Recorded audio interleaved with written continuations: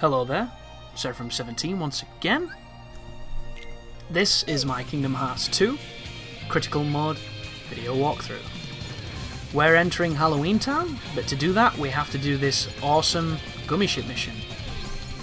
And the soundtrack on this one really gets you going when you're playing it. It's so much fun. Oh, I love it, I really do. Kingdom Hearts 2 is a great game, and it's a great game if you're new to it, and it's an even better game if you're old to it. Because there's just something, and I don't even think it's just nostalgia, I think we sometimes give nostalgia a little bit too much credit. Like, don't get me wrong, you can have the blinders on to bad things that you believe to be good, and then when you go back to them, they're not as great as you remember them.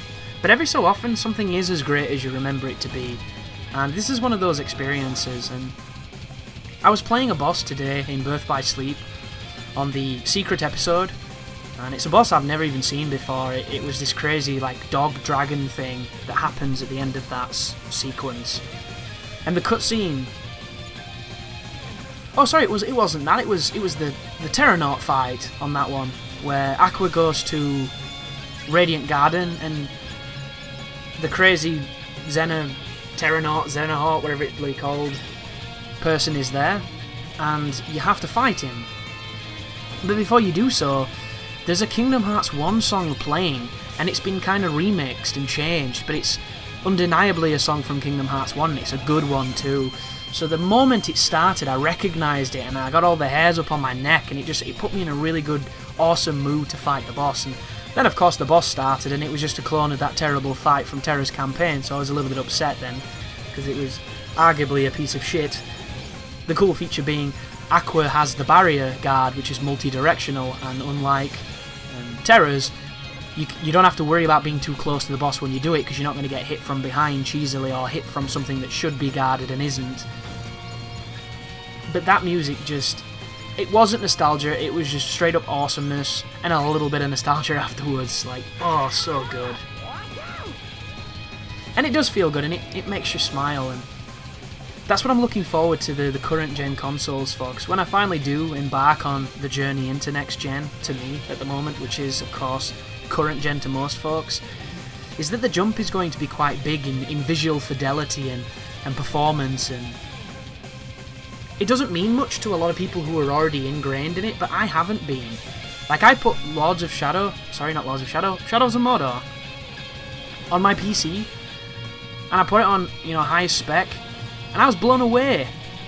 I was walking around with my mouth agape, just being like, this game looks awesome.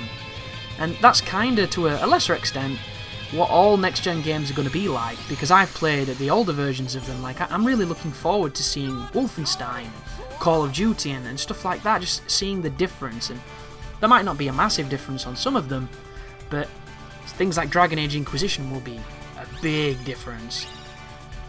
Hopefully the loading times as well, that would be great. But there was Broken Highway, and now we're in the graveyard. So there's a new feature here that was implemented in Final Mix that I had no idea about when I got this version. So when you go to Christmas Town, you get a unique outfit. And it's absolutely amazing.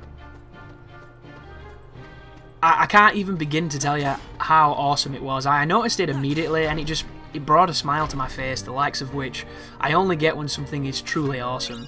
And it was just a great moment. But I love Halloween Town, and that's coming from someone who actually kind of resents the film that it's based off of. And it's probably a few people who just gasp, like, oh, how can you not like Tim Burton's magnum opus? It's like, well, that's why I don't like it, because of people like that. Like, I like Tim Burton, but he's fucking overrated, and that's coming from somebody who absolutely adores his Batman films and Edward Scissorhands and stuff like that. Like Beetlejuice, it doesn't get much better. That Keaton, oh, it's gorgeous. But Nightmare Before Christmas, I watched it, I liked it, but I didn't think I needed to have a backpack with Jack's face on it, or have all these teeny bopper kids wearing the clothing who had never actually seen the fucking film. And if you ask them who, bloody Burton even is, they'd be like, who? Is that like a card manufacturer? Because that's what happens, you see, when it becomes that kind of meta culture where people take it and they don't even know what it is, but they take it because it's popular, and it becomes the norm, and it becomes almost like a meme.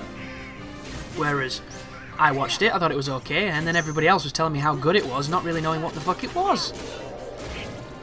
And I hate stuff like that. I really do, and I don't know if there's a name for it. It might be this fabled hipster notion, which I've never really got into because it's a neologism I don't like. But then again, colloquially, I don't really like any kind of internet slang for the most. I think the notion of salt is retarded. I appreciate it's been in the fighting community for a long time, but it can stay in the fighting community for all I care, because when somebody's angry, you call them pissed. And I know in some countries that might mean drunk, and in other countries it might mean angry. But when someone's angry, call them angry. Don't call them salty. We're all salty. Keeps us alive. It's delicious. Fucking salty. It's the worst term ever. That I hate it. The only thing I hate worse than that is scrub. It's another term I hate. Noob. I hate that.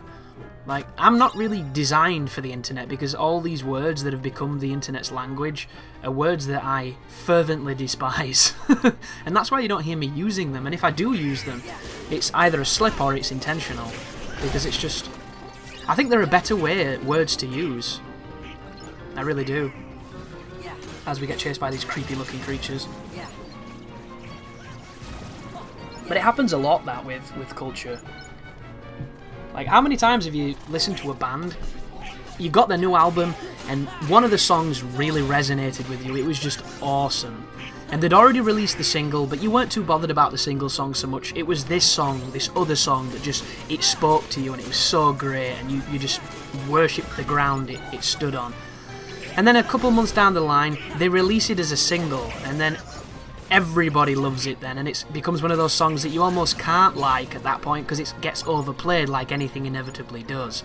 And then when it comes on, it causes you to groan and completely poison the well of remembrance that was the previous notion that you used to like it. And there's a lot of things like that that ruin your experience. And it's really sad that we can be so fickle, and maybe that's just me, but it happens all the time. And it's similar with games. Like, you can overplay a game and get really burnt out on it and really tired with it and begin to only see flaws where qualities once were, which is a terrible perspective to be in, but it does happen. And here is the outfit, guys, in the updated hood. Oh, it's so good. The Christmas soundtrack, the Christmas outfit. Admittedly, Sora's arms do look kind of weirdly skinny, but they're no skinnier than any other outfit. They're just exacerbated by the furry sleeves, I think. But here's a strange creature. It's kind of a jack-in-a-box that releases certain different forms. Very dangerous if you let it start comboing you like everything else on critical mode. A really fun aspect to this fight is you can hit the malfunctioning carousel in the middle, and it'll kind of draw everybody in and hit them. Really fun mechanic there. Also, in this place, the path behind me where we're going to be fighting a boss when we come here on the second visit, there's going to be replaced by a mushroom. And apparently there's 13 of them. Organisation 13 Mushrooms, I think it's called, or something silly. And they're like those special mushrooms off Kingdom Hearts 1, only now they're wearing trench coats. And each of them has kind of a silly minigame you have to do to beat them. And I think I bumped into 4 or 5 of them, and I've done all of them till I got the rewards they give you. But they seem to all give you the same rewards, which is a very specific upgrade equipment and weapons. And the weapons aren't very good, they're just kind of novelty weapons, I think, for collectors. Which is a little, you know, weird, but it's a fun addition. I'm always fond of fun additions. Still haven't figured out why Xemnas has the ability to use double lightsabers, considering everybody else has keyblades, but there you go. And I've now got all the storyline from Birth by Sleep, and that doesn't explain it. All that explains is where his nobody came from, I think. Because I'm assuming the fractured Terra-Naut person is going to become Xemnas, or... I don't know, it's very confusing. Something like that. But still, why does he have lightsabers when everybody else has keys? And how long will it take until we get somebody with a dual keyblade? Like a Darth Maul character. Because if you look on the wikis, it says that Kingdom Hearts 3 is going to be following the bad guy in Birth by Sleep, who I don't want to say it if you don't know, even though I've probably already said it, but whoever the bad guy inevitably turns out to be, who you'll know immediately because he has the same coloured eyes as every bad guy in the Kingdom Hearts games, He's also voiced by a celebrity talent, which tells you immediately he's probably a bad guy, and then he just looks really fucking shifty, which, how else was he going to be, you know? He's a bad guy. But that dude is going to inevitably come into contact with Sora, and Sora's going to fight him in the penultimate moment of Kingdom Hearts, which is really exciting. Because where does it go from now? Is there going to be much interaction with Organisation 13 after you kind of beat their leader up and killed all their members? I don't even know. Like, is there going to be something new implemented? Because Birth by Sleep introduced the Unversed, which were these creatures that were spawned by a certain character in it, which I won't, you know, spoil. So what will they introduce that will be new? And somebody left a pretty interesting comment on this walkthrough saying how they really liked the Legion of Doom of Disney villains from Kingdom Hearts 1, which I do think was a really, really good kind of consortium / pantheon of baddies to get behind and despise. And then in this game it was a little bit more vague. You had a lot of different elements coming together, and there was, you know, the constant obscurity of the hooded figures, which you knew had a role to play, but you weren't entirely sure what it was. And then towards the end they just kind of were more of an inconvenience than anything else, and a lot of the baddies from the first game started helping you in this game, which was quite interesting. But thank you very much for watching, and you take care now.